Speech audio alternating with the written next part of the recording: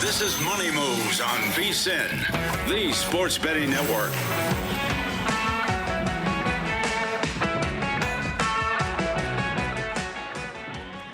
What's going on, everybody? Happy Friday as we welcome you into this cross-country edition of Money Moves. JVT's out in Vegas as usual. Stormy, Buonantony here live from the Mint Gaming Hall in Franklin, Kentucky. I'm doing my best Dave Ross impression today. I was working the Orange Bowl yesterday in Miami, and instead of flying back home to Vegas for a day and then coming out here to the Nashville area for the FCS title game on Monday, just made the trip easy and came straight to the studio out here that's nearby. And I got to say, Dave Ross has some nice digs, JVT. This is a sweet spot. Yeah, I'm glad you're doing well.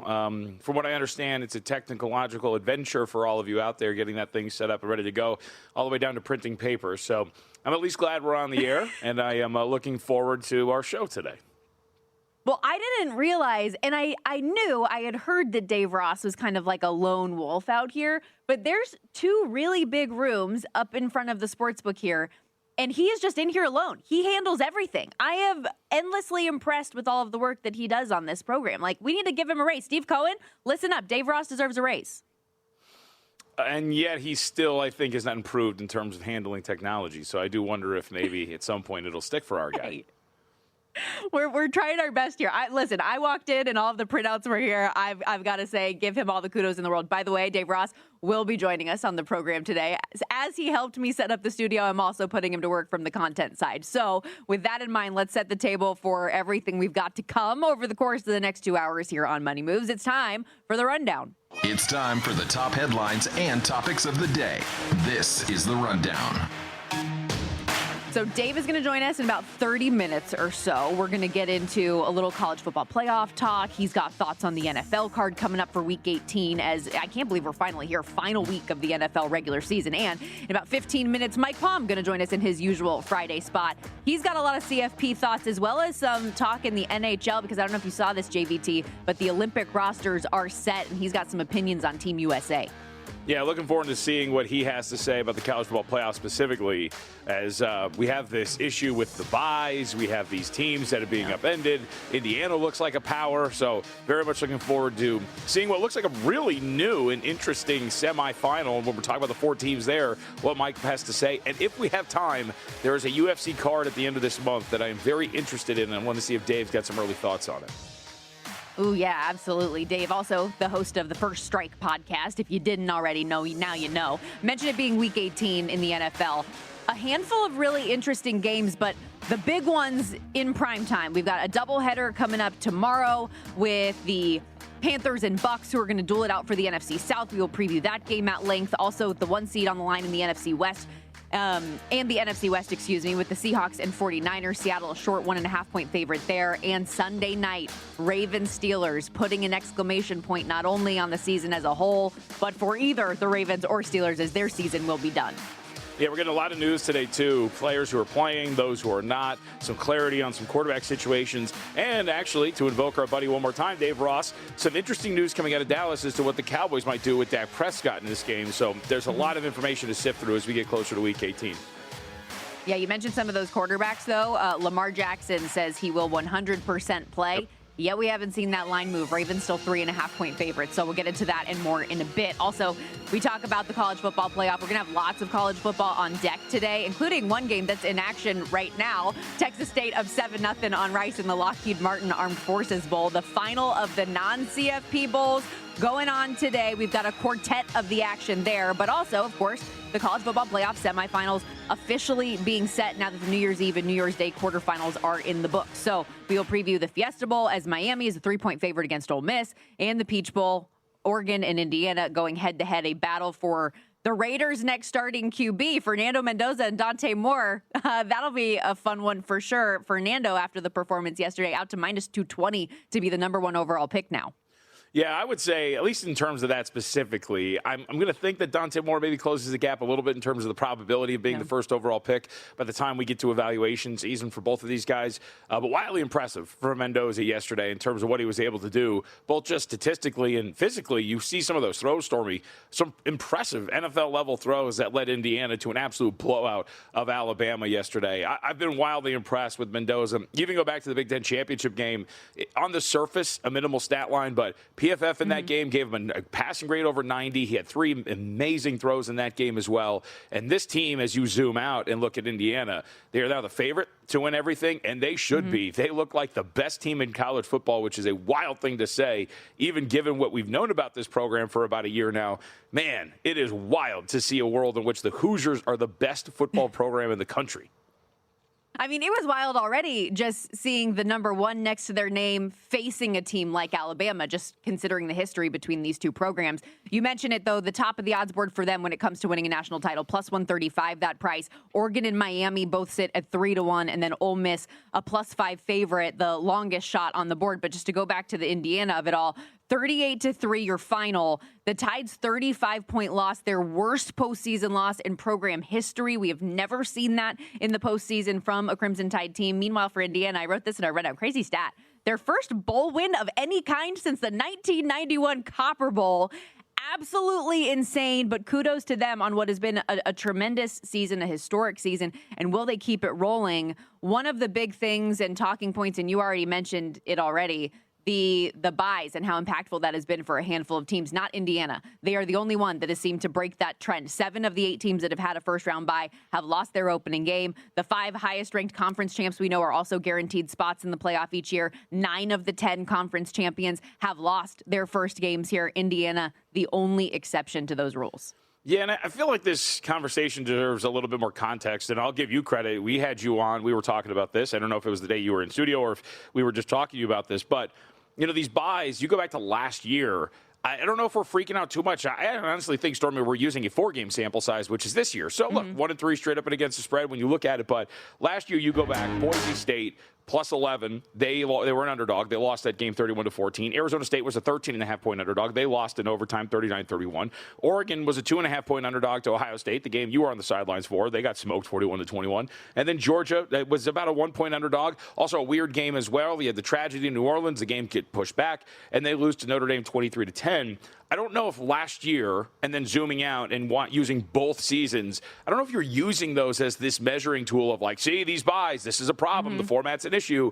I think that you're probably looking at this year and saying, okay, let's move forward from here and see if it's going to be a problem if we don't expand here. But I think it's somewhat short-sighted to include last year when the format changed because we had such big dogs in that first round. Yeah, because the first round, the top 4 seeds were not actually the top 4 best teams in college football, right? It was a different situation there. But you mentioned expansion. I think that's going to happen. I think we're going to 16 next year already. That's been in the works for a while. It seems like that's what the committee wants to do, and then you're not going to have to worry about this regardless. But let's stick with what's going on this year. And if you didn't stay up last night, you missed a freaking banger between Ole Miss and Georgia as well, with Trinidad Chambliss putting the team on his back late in this game. The 40-yard completion that sets up the game-winning field goal. The chaos even at the end of the game with the 1 second left on the clock, and the Sugar Bowl crew that sets up the stage for the post-game trophy presentation has to come out, put the stuff out there, bring it back out. It was all chaos on the field and off. 39-34, Ole Miss gets it done. Over the team, JVT, I want to give you credit here. We both liked Georgia to win it all this year, but the other day when I was on with you and we're like, who ruins the money line parlay? That was the last thing you said before I got off the air was, what if we have a couple? And you said Georgia could be one of them. Yeah, I mean, look, it was based on kind of a little bit of a hunch more than anything else. But what were the things we were talking about leading up to the game last night? It was despite everybody, not everybody, despite a vast majority of the people you would talk to telling you that this was essentially a victory for Georgia, that we were moving them on to the semifinals, that Ole Miss was not a team that could win a national championship. This line didn't move, didn't get up to 7. In fact, at some spots during our show yesterday, Stormy, while you were on the air, got to 5.5 multiple times. And then you watch this, where all of a sudden a Georgia team that statistically had struggled with its pass defense throughout the year, all of a sudden was struggling with its pass defense against Trinidad Chambliss and the Ole Miss Rebels. A team that had been inconsistent on offense, all of a sudden was inconsistent at times on offense. And Gunnar Stockton, who doesn't really look like a true drop-back quarterback at times, was scuffling around with the way that he was throwing the ball as well.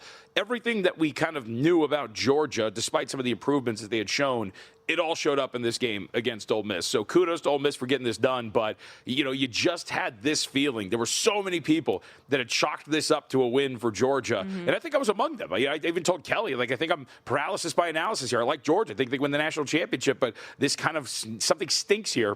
And sure enough, that led. By the way, really quickly, how about this unique beat? Because this was brought up yesterday. Imagine the poor fools who had a 10-point teaser and decided to use Georgia and tease them up to 4.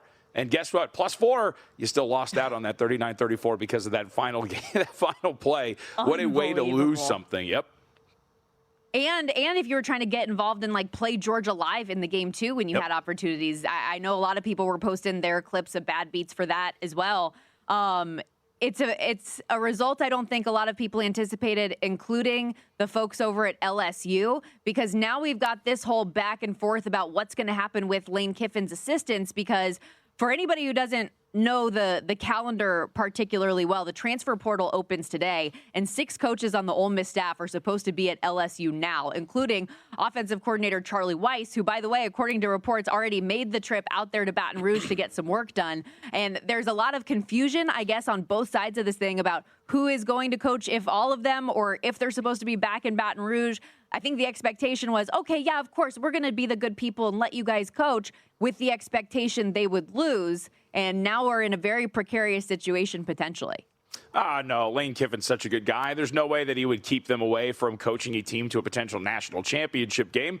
I don't think there's any problem here whatsoever. I'm sure they're all going to be 100% focused on Ole Miss's run.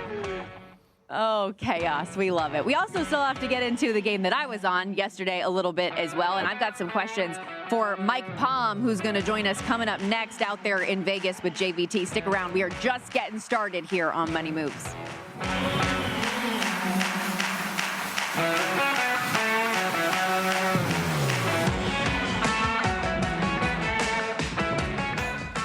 So you're listening to this podcast because you want an edge. But what if I told you you're only halfway there? You've got the mindset. Now it's time to get the toolkit to match. Here's the thing. Pro bettors spend thousands on data and tools. But what they don't want you to know is that you can get the same edge for a fraction of the cost with VSiN Pro. VSiN Pro gives you access to expert picks, public betting data, prop projections, powerful tools, analytics, and more. Just tap the link in the description and see why thousands of bettors are already using VSiN Pro to cash more bets.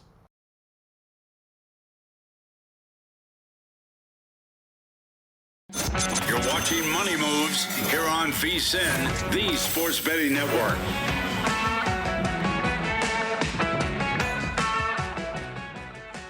Back here on Money Moves, Stormy Buonantony, Jonathan Von Tobel with you. Remember, ladies and gentlemen, football meets flavor with VSiN and Omaha Steaks, the official sponsor of tailgating. And right now, when you spend $129, you can score 2 pounds of fully cooked chicken wings plus 50% off site-wide at omahasteaks.com/VSiN.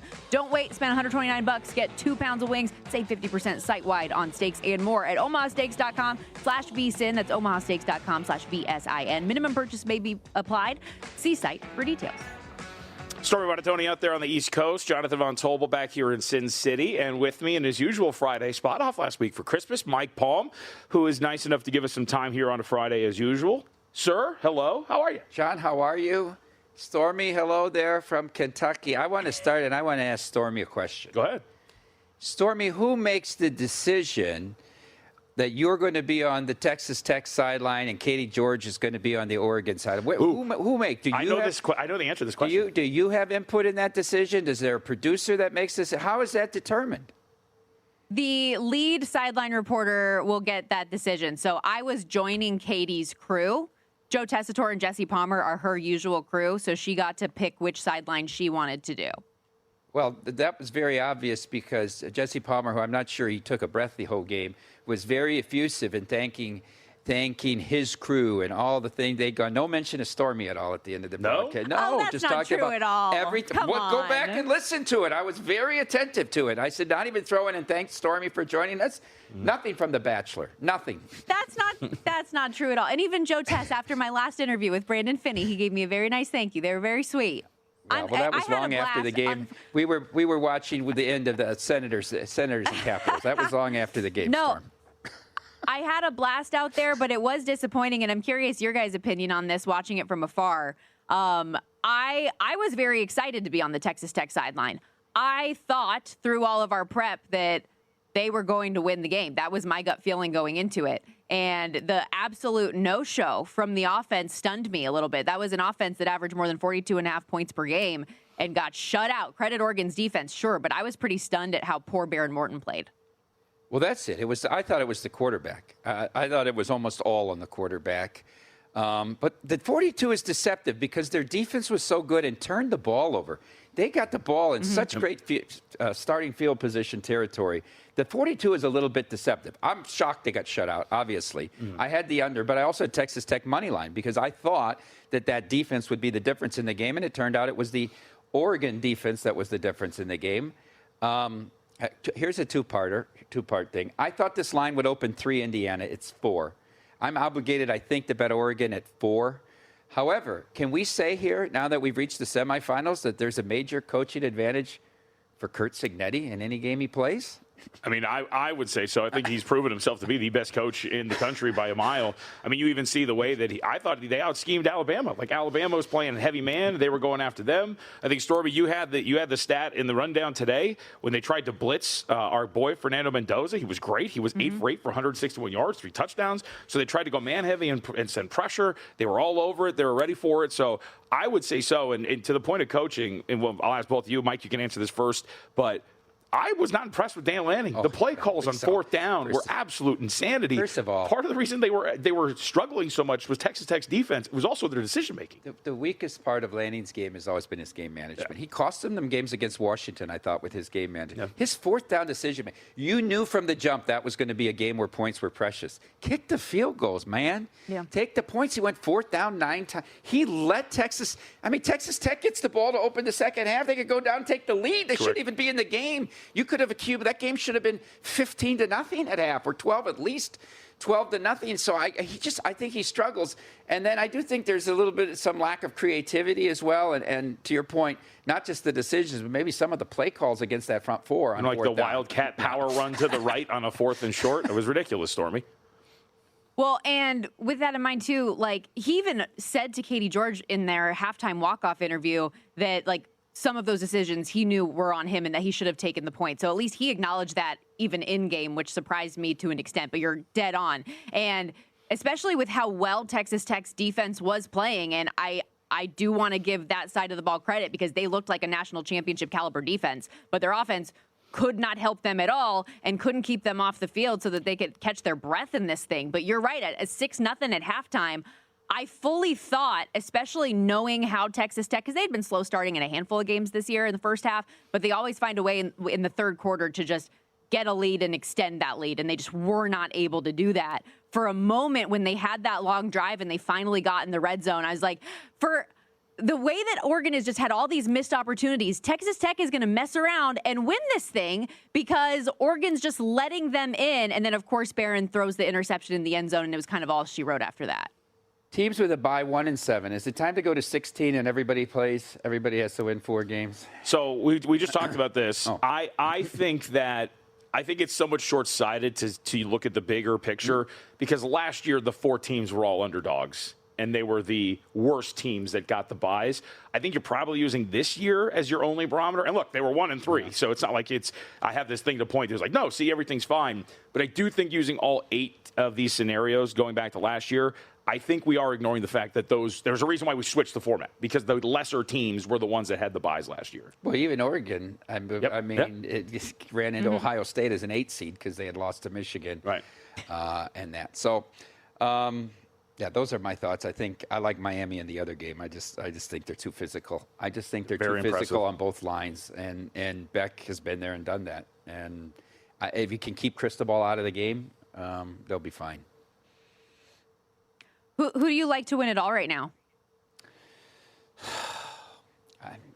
I think Indiana's the best overall team. And I think Miami will have to play a really good game to beat them if that's what the matchup is. So, I mean, they were the number 1 team for a reason, and they did go to Oregon and beat them by 8 and threw a pick 6 and beat them by 8. I mean, they actually dominated that game. So, I would say Indiana. So, Mike, I want to follow up on Indiana with you because I feel they were the number one team in the country. They were a 7-point favorite against Alabama. And yet I feel like it took that win to really validate them in people's minds, the way that they were talked about. I don't know if they got enough credit for getting the double-digit win at Autzen or being able to pull off the win against that Penn State team and even the Big Ten championship against Iowa State. How much were we talking, JVT, about, well, did Iowa State really pull out all the stops? Were they really showing all their stuff? Like, no one gave Indiana enough credit, I feel like, until now. And now I wonder, with this 4-point spread against Oregon, if maybe they're overvalued a touch. Well, but the market respected them. 7.5 is a lot of respect. And it never moved. Right. Yep. I mean, I thought the market respected them. All your brethren there with Disney were all picking Alabama. Yeah. Only Desmond Howard with the Big Ten pick of Indiana, right? So, I mean, maybe in the media they didn't get respected, but with the bettors, they certainly got respected. Yeah. No, I mean, I think it's a fair point. The hook never disappeared. And we saw some of these games. We saw during the day. I don't think you guys ever got to 5.5, but the line for Ole Miss got to 5.5 in a couple of spots during the day. We saw the late move toward Texas Tech. The market did make its opinion known on a couple of these games, and for that one, that got to 7.5, never moved off. So I like Georgia, and I wouldn't play the game because everybody was betting Mississippi. Yeah. I couldn't do it. It froze me. And I'm glad I passed because it was the opposite of the first game where Georgia stormed back. Here, Mississippi was clearly the best team. Stormy, before we go, the Olympic rosters got announced for hockey next month in Italy. I wanted to ask if you had any surprises. To me, and this, maybe I'm a bias to my Wild tickets, but Guerin, how does he leave Jason Robertson off this team? Yep. How do you leave the top points American off the team? All you do now is create extra motivation for this first-round matchup that we're going to get. Stars and Wild, that's written in stone. You're going to have that. And now you leave Robertson off the team. I thought it was a horrific move. Your thoughts? Yeah, that is the biggest snub that stood out. I know a lot of people were talking about Adam Fox as well, but Jason Robertson, without a doubt, he is second most goals by American players right now, second most power play goals, most points, most power play points. And the stuff I've heard coming out of their camp is that it's a fit thing, and that there are other guys ahead of him in the lineup of where we would want to slot him that it doesn't make sense. I don't understand how it doesn't make sense. If a guy's scoring goals and has all these points, why is that not somebody that we want to inject into our lineup? So I don't know. It doesn't make sense to me. And you mentioned it, the Bill Guerin tie specifically, that it sets up so well for that to be the first round matchup and for him to be very, very motivated when we get to the NHL postseason. Were you happy for Logan Thompson? I didn't think he'd be on the roster. He is. What I'm hearing is Bennington was guaranteed a spot, but he's not guaranteed to start. Okay. See, I didn't know that part of it. That's interesting. But yeah, sure. Happy for him. What do you think of the rosters in general, though? Is Canada going to blow it out again? It's all about the goaltending, isn't it? I mean, Canada's got to get competent goaltending. I think that's the biggest thing. I actually thought that Wedgwood had played his way into a spot on the team. I know that was a long shot, but I thought that might happen. It didn't happen. Canada is clearly the best team, but they have to be competent in goal. Yeah, Connor Hellebuck, Jake Ottinger, Jeremy Swayman. Feels like the edge is definitely on the USA side there, but you don't have McDavid, I agree with all you don't of have this. McKinnon, don't have Sidney Crosby. Yeah, you're just an innocent bystander. Thanks for being here Mike, today. you're Dave. awesome. You're the best. Mike Palm Circa, follow him, all the things. We're going to step aside here on Money Moves. We'll be back in a moment. Don't go anywhere.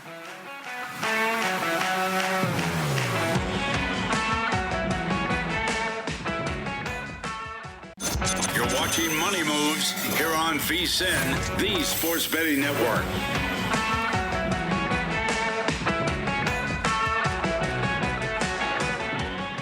We've talked about it a lot already today, but want to continue some of this college football playoff talk because we do have the line set for the semifinals that are going to be coming up next week. Stormy Buonantony, Jonathan Von Tobel with you.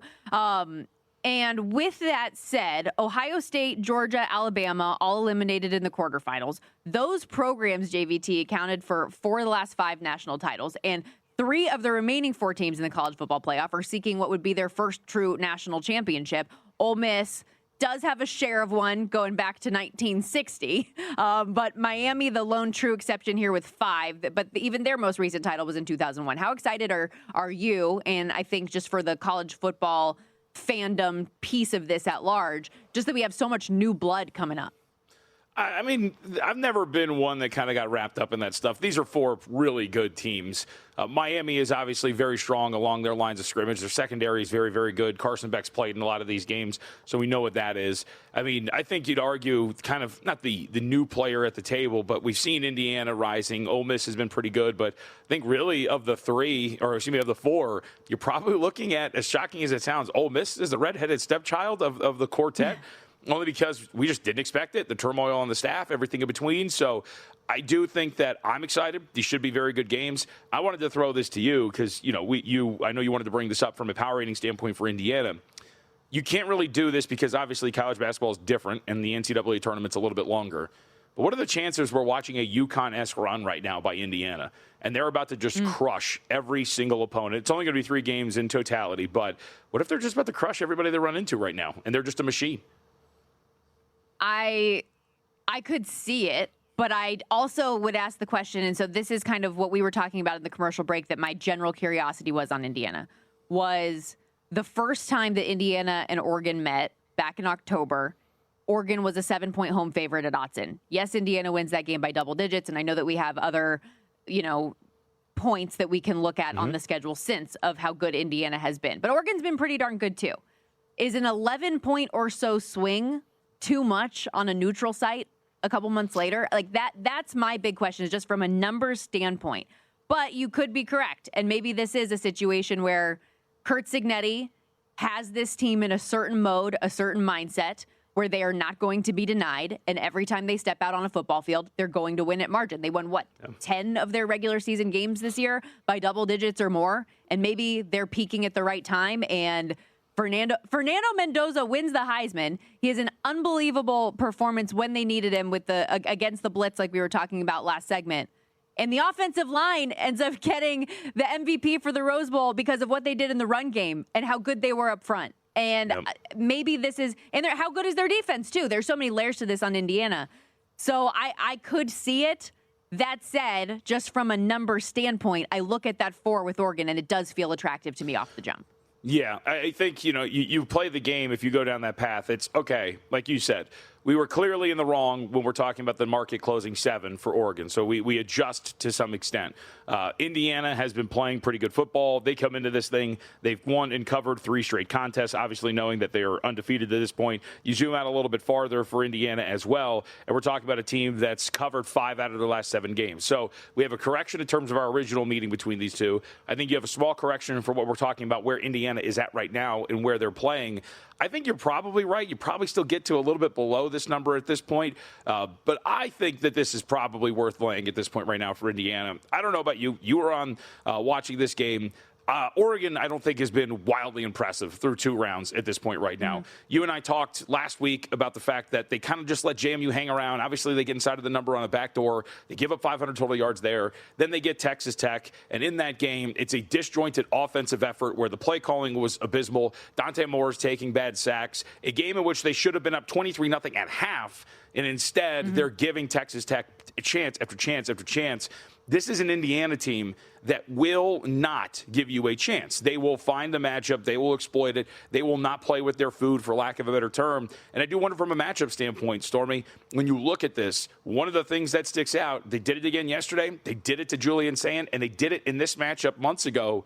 They are good, Indiana is, at generating pressure. They disguise their looks. They go after guys. They sacked Dante Moore 6 times. He was under duress yesterday against Texas Tech. Why would that change here for them as well? I agree with you, or I understand your logic, but I think from a matchup standpoint, man, it is hard to look away from Indiana the way they're playing right now. Yeah, the sacks and pressure, I think, definitely a concern. I was also texting with Jeff Schwartz yesterday, who's, of course, done a great job doing a lot of work with us here at VSiN, the GM Shuffle podcast, former Oregon Duck and NFL offensive lineman. But I was just like, dude, can you work on the quarterback center exchanges and quarterback running back exchanges? Those are things that are everyday stuff that should be commonplace and just automatic, yet you're having issues with it. And for an offense that we know has the potential to be extremely explosive, when you have a defense that's capable of taking those things away, it creates a different challenge. What I will say about Oregon, though, and seeing them in person, I was extremely impressed with their defense. And it seemed like they took the challenge from the back half of the JMU game when Dan Lanning was getting on him, because you remember that last drive against JMU when it's a 99-yard drive. He takes the starters and puts them back into the game on that one, and they couldn't get a stop late.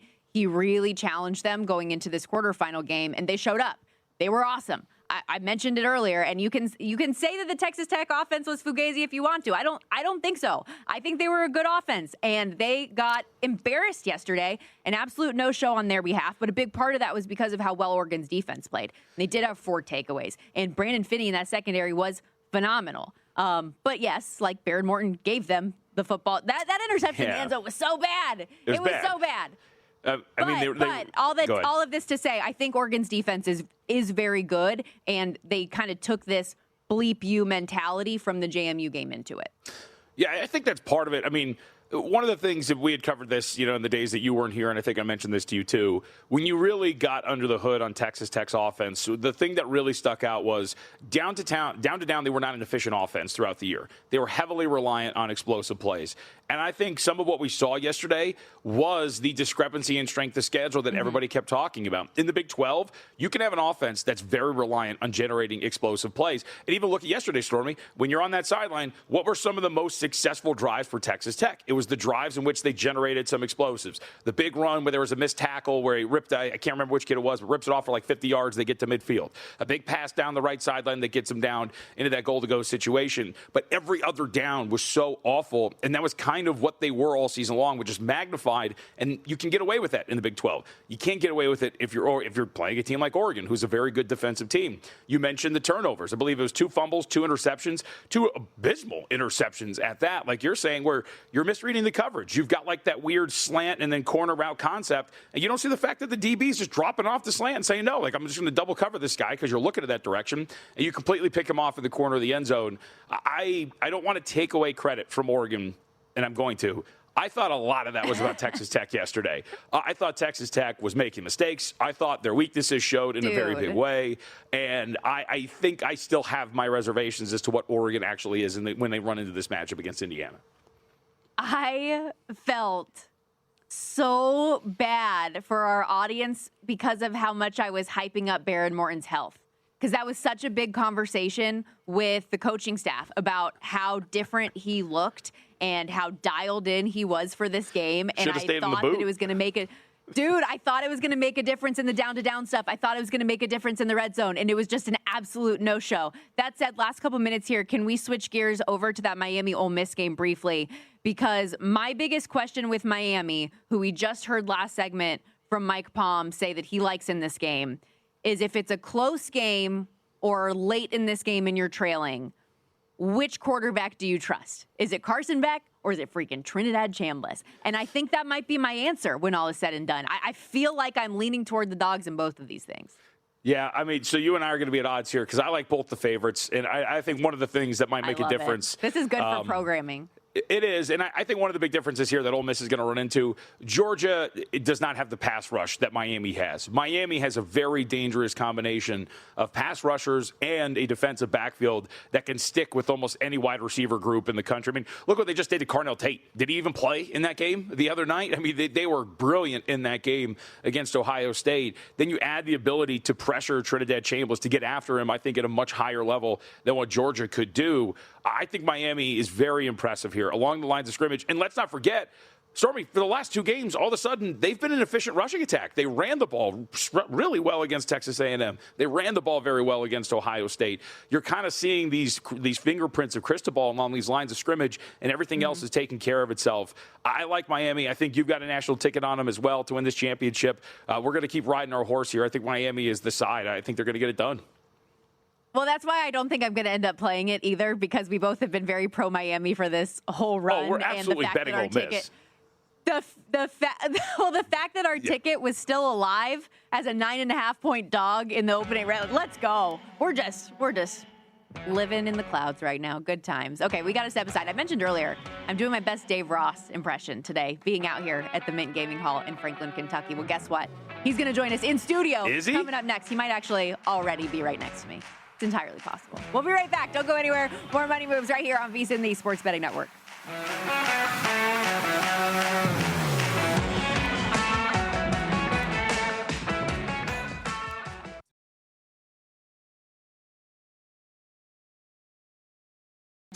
You're watching Money Moves here on VSiN, the sports betting network.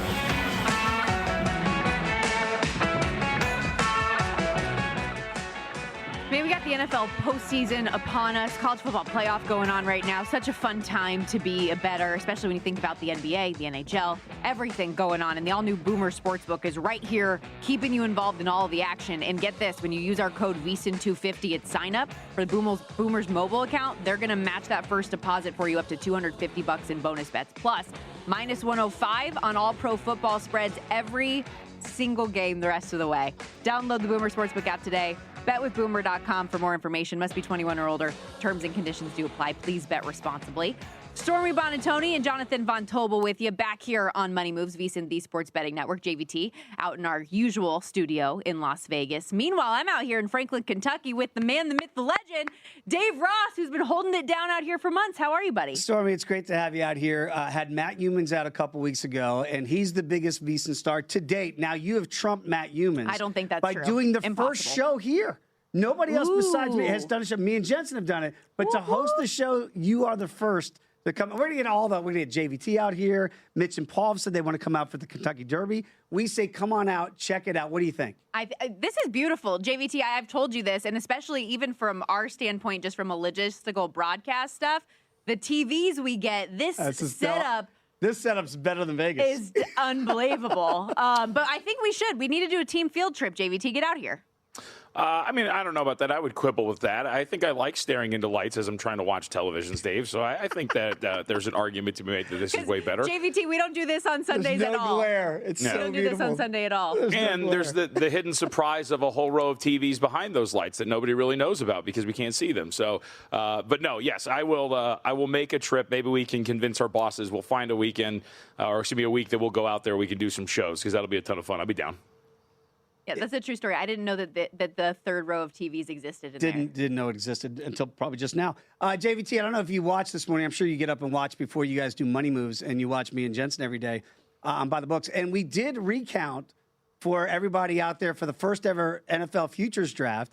My first pick, which was the second pick overall, Stormy, you were third in the said draft. I picked Dak Prescott to lead the league in passing yards. If that happens and Seattle beats your Niners tomorrow night, I will win the first ever VSiN football futures contest. You'll leapfrog Youmans? I will beat Matt Youmans. That is in fact. And then JVT would have to eat his words, which were, I do believe, if I quote accurately, worst pick in the draft when I took Dak Prescott to lead the league in passing. I think my words were, that's the worst pick I've ever seen. The tape. Yeah, no, come on, let me actually state my quote there first. I won't back down. Look, process over results, Dave. I think we do this all the time in the NFL draft as well. A guy that you can get in the third round, even if he becomes a Hall of Famer, if you take him in the first round, it's a bad pick, my friend.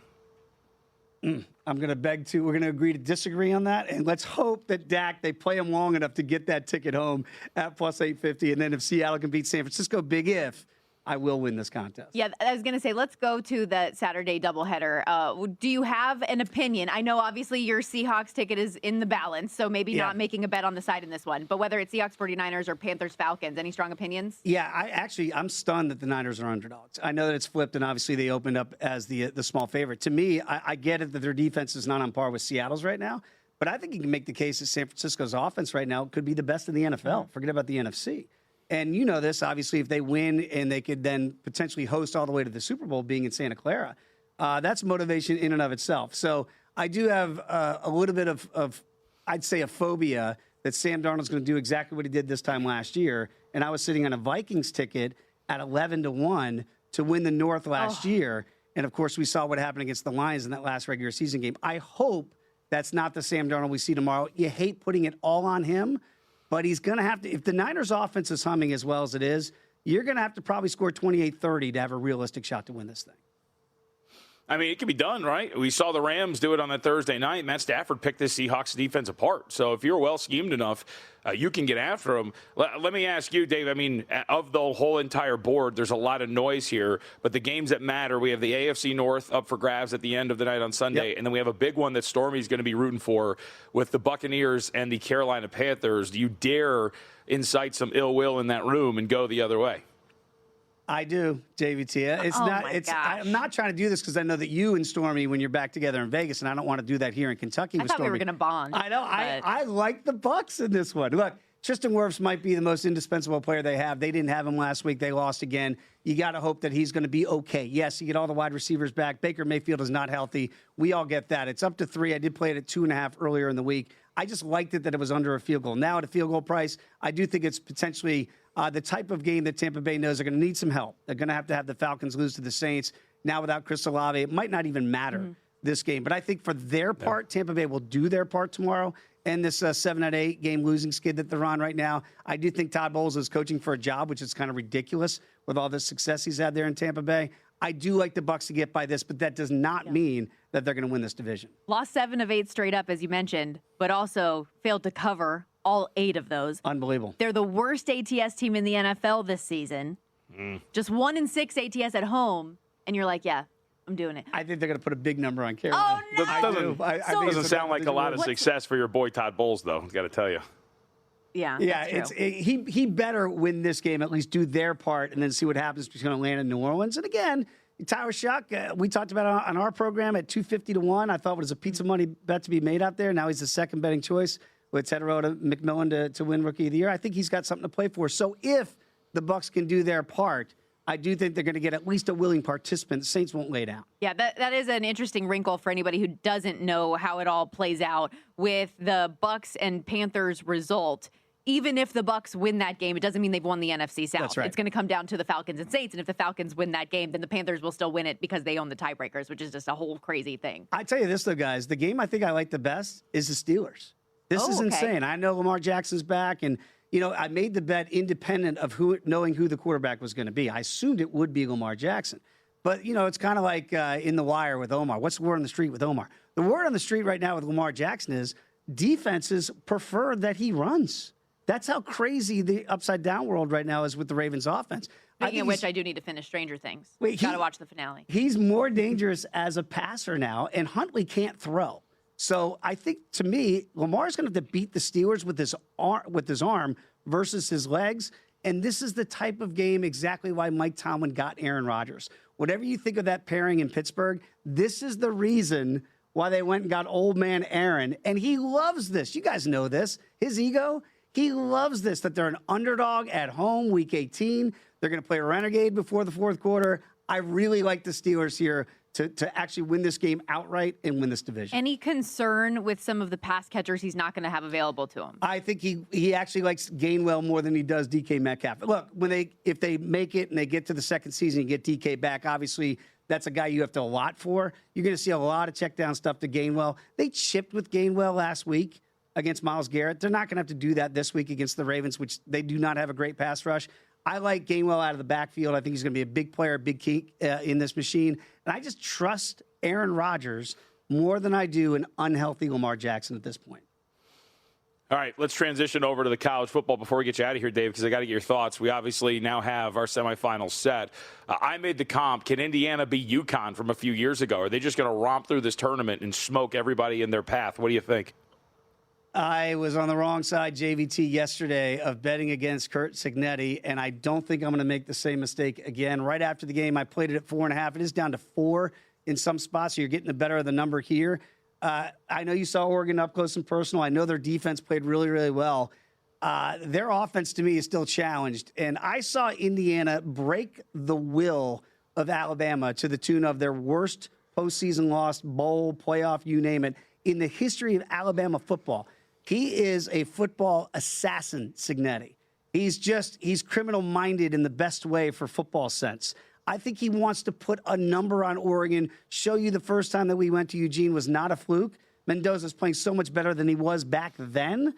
I love this Indiana team in this spot here, and I do think that they might be taking on Ole Miss for the national championship. Okay, so that's what I was going to say. That's the Peach Bowl, Fiesta Bowl. We've got Ole Miss and Miami going head-to-head. You like them as a dog to win it outright? I do. I worry about them defensively a little bit in that. But I heard you talking about Trinidad right now. I don't know that there's a quarterback I trust more than him, that kid right there. You knew when Georgia kicked the field goal last night, guys, and I saw 58 seconds. This game's over. You know he's going to go down there and I put saw them you in tweeting position. about some of the decision making, by the way, from Kirby Smart. What was that? How do you not run the ball and at least play for overtime if you can't get the 6? I could not believe that was his decision. It's a crazy scenario. It is. What else do you have going on today? I don't know. Like you guys are superstars in town with you and Chris around, so I might try to get down to Nashville tomorrow and see you guys. You and my husband have already hit the That's why we were late. machines out here. JVT, that's why we were late for the segment. We were here checking out the slot machines. No table games here, but big on the slots. Be a professional and do what I do and lose your money before the show, okay? That's what I was attempting to do. Dave Ross, everybody. If you haven't checked out VSiN by the books, you are missing out each and every morning. He and Jensen Lewis absolutely crushing it here on VSiN. We got to step aside. When we come back, though, JVT and I, let's give our thoughts on the Saturday marquee games in the National Football League. I've got a slight difference of opinion from the guy to my left. Interesting.